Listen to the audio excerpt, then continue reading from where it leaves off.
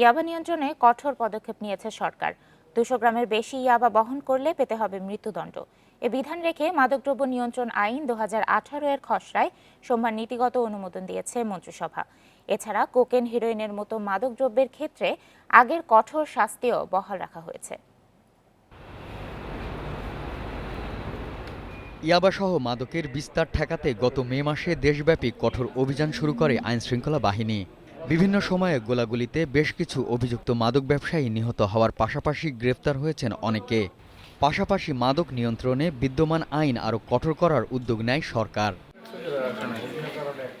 প্রধানমন্ত্রী শেখ হাসিনার সভাপতিত্বে সোমবার তার কার্যালয়ে মন্ত্রিসভা বৈঠকে মাদকদ্রব্য নিয়ন্ত্রণ আইন 2018 এর খসড়া পেয়েছে নীতিগত অনুমোদন।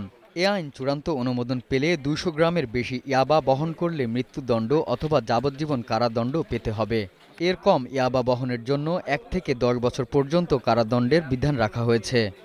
ইয়াবাটা এটা হচ্ছে নারকোটিক অ্যানালজেসিকের অন্তর্ভুক্ত, কিন্তু এটা আমাদের আইনের মধ্যে নাই।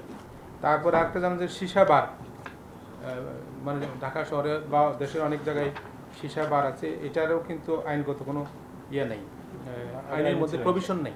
তো এই প্রভিশনগুলো আইনে নিয়ে আসা হয়েছে। বর্তমান আইনের মতো নতুন আইনেও কোকেন ও হেরোইনের ক্ষেত্রেও থাকছে সর্বোচ্চ শাস্তি মৃত্যুদণ্ডের বিধান। মাদক ব্যবসায়ীদের পৃষ্ঠপোষকদের জন্যও রয়েছে কঠোর দণ্ড।